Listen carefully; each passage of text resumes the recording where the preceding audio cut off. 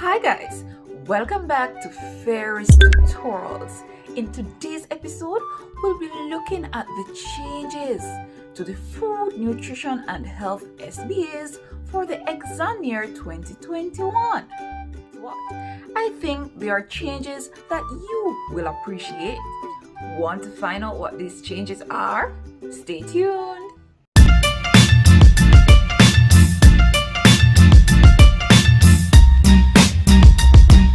Life before COVID-19, you were required to complete what?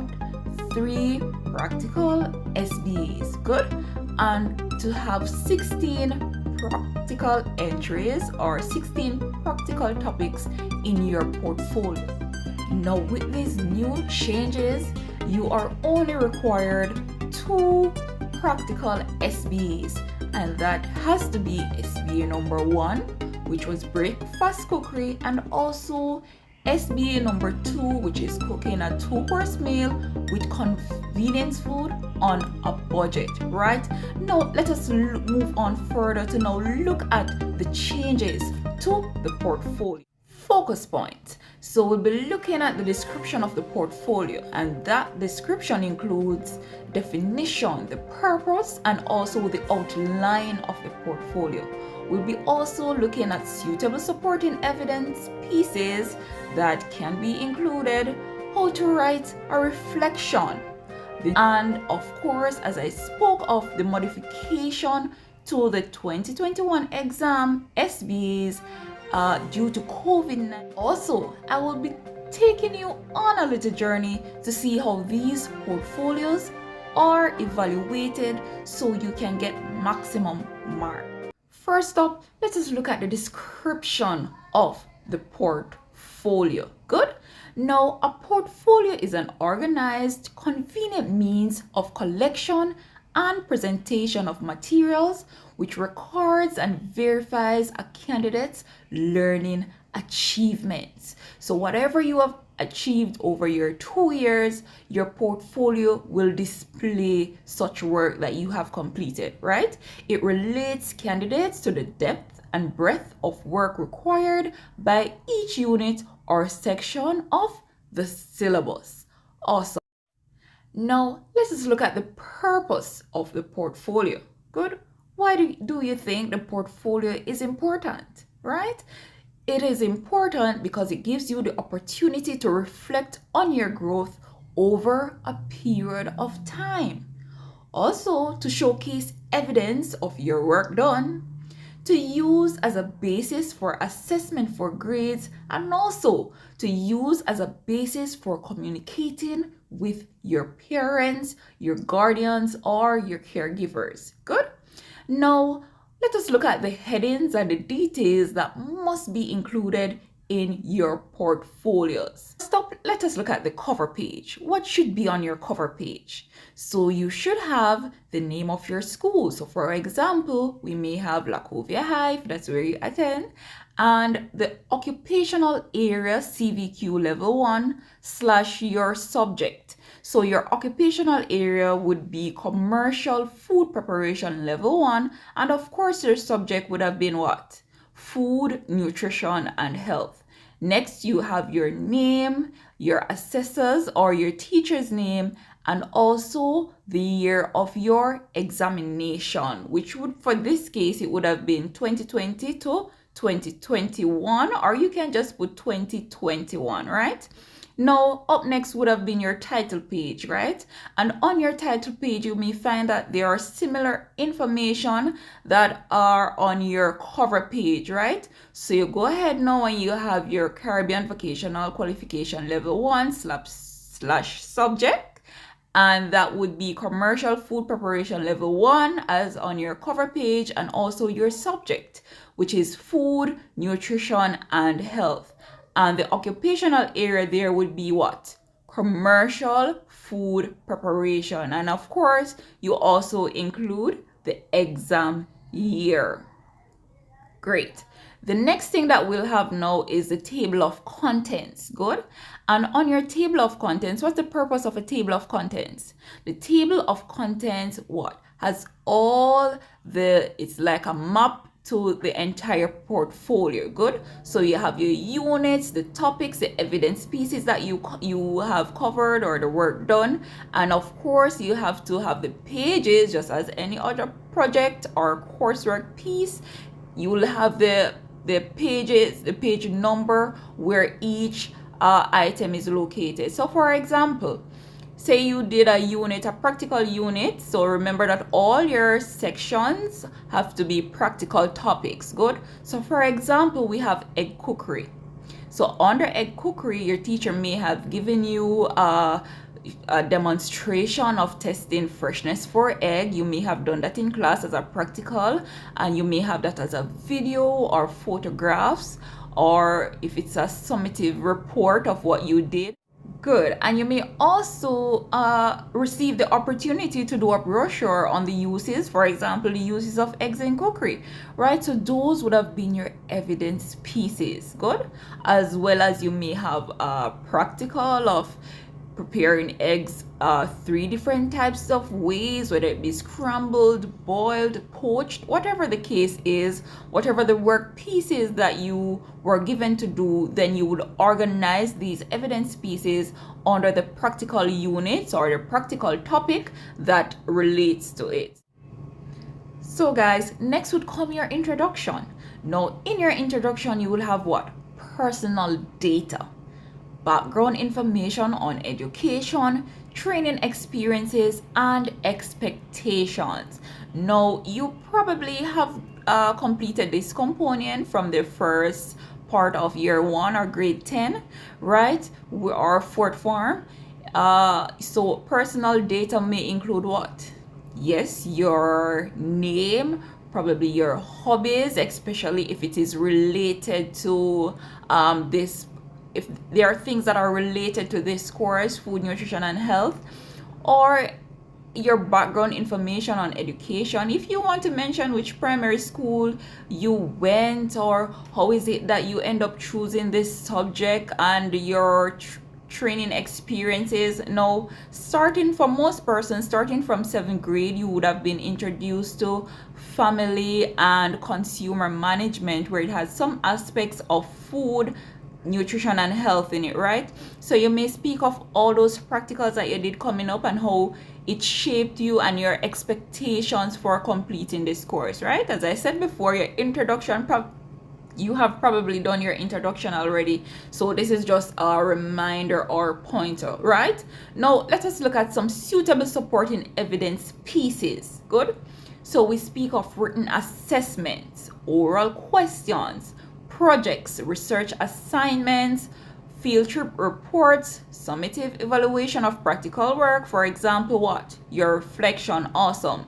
Now, digital photographs of candidates performing critical tasks. So whether it be a picture of your practical that you did or so forth. Now, it is very important that you must have at least 4 different forms of assessment. Good.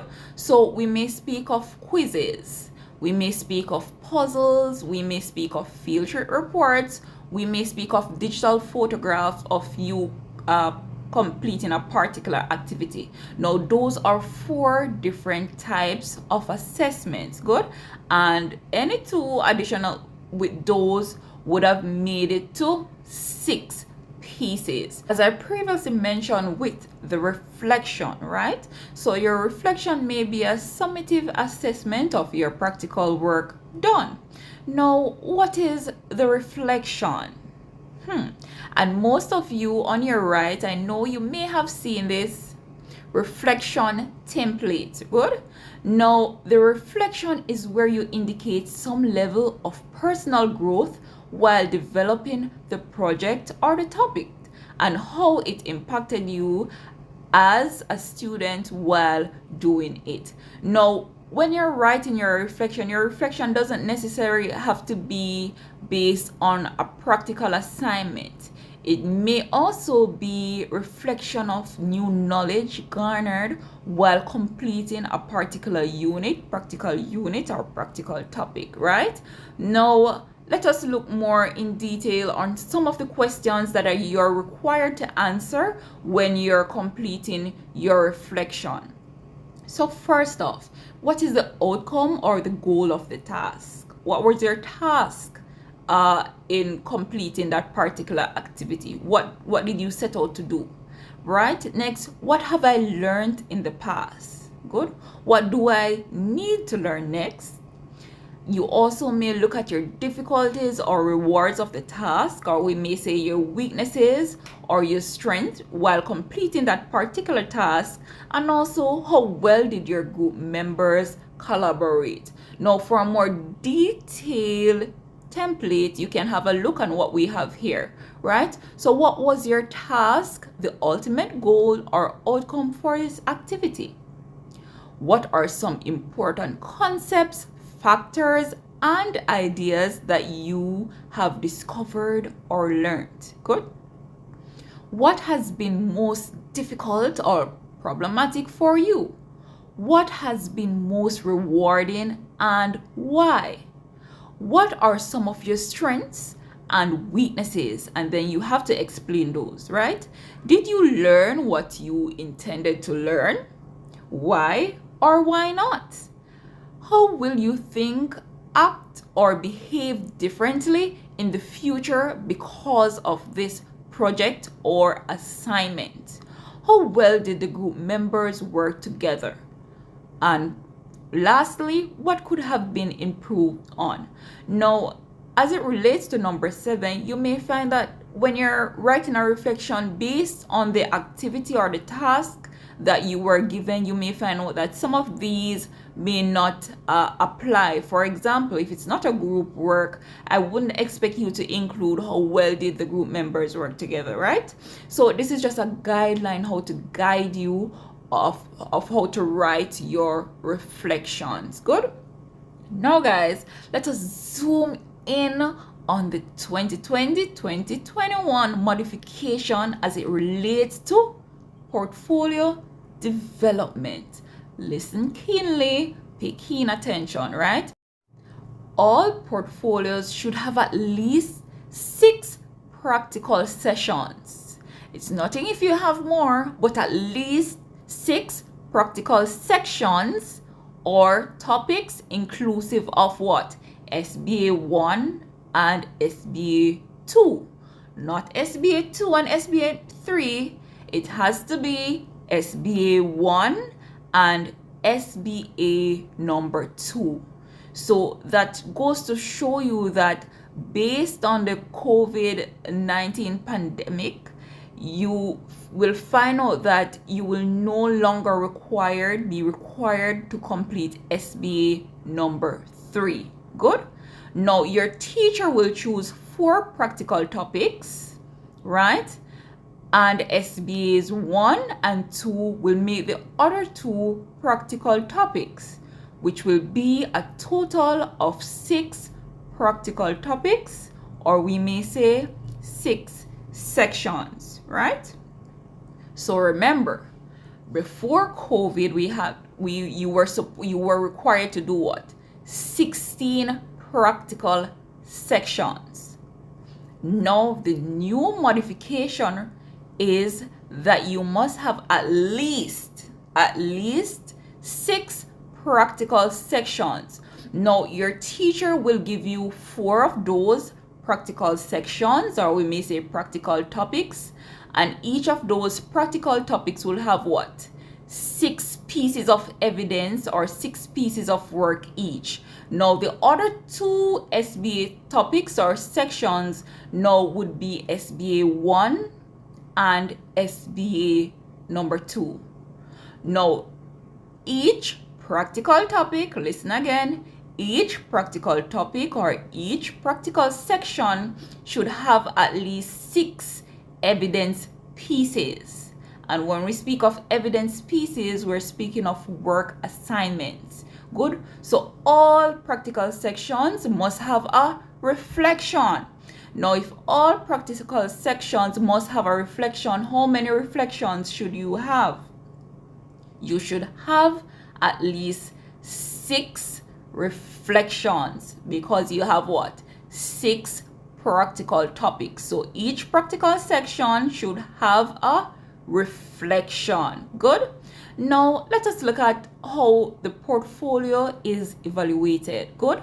Now you may see that the cover page, which we went through all of these sections earlier, so the cover page is 1 mark, your title page is 1 mark, your table of contents 2 marks, your introduction another 2 marks, supporting evidence, and that is all your work that you have done under these 6 practical topics or sections is marked out of 7.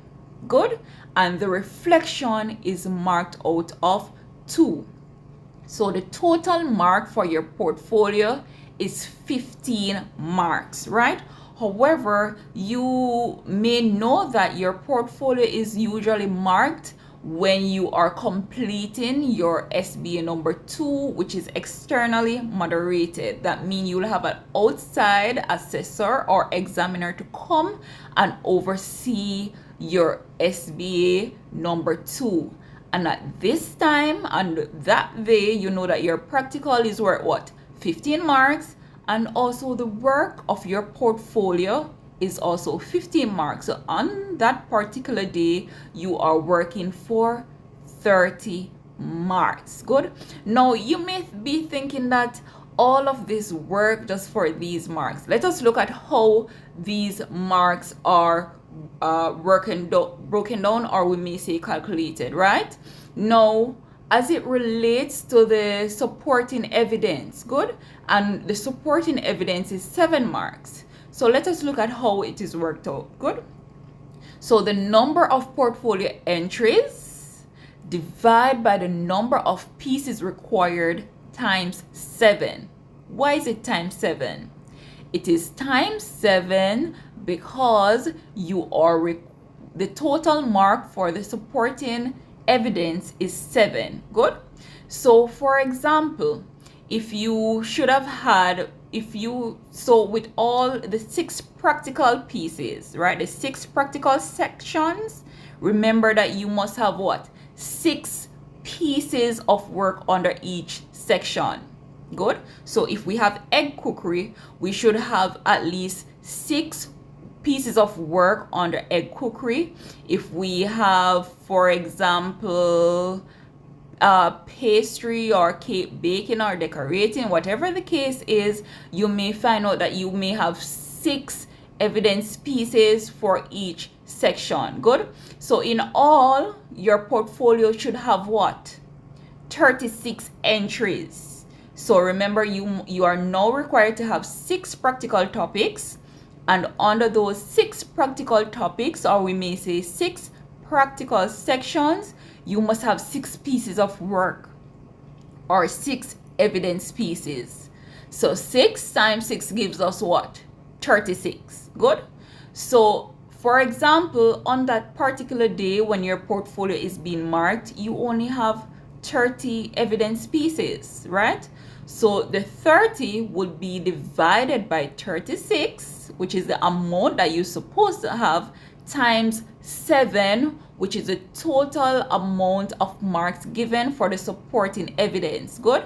And then you would end up with 6. Good. So you would have gotten, therefore the mark awarded would be what? 6 out of 7 for the supporting evidence. Good. So next, let us look at the reflection. So you notice that you should have what? 6 reflections. Good. Now the reflection is marked out of 2. So how does that work? Now the number of reflection done divide by the number of pieces required. So for example, you only did 4 reflection. That would be 4 divided by 6 times 2, and you will only get 1 of that 2 mark. So I would say try and do your very best on your portfolios and on your practical assignments, your SBAs, so that you can get maximum marks, so that you can get what? You can shoot at that grade 1 for your food, nutrition, and health CSEC exams. All the best and good luck.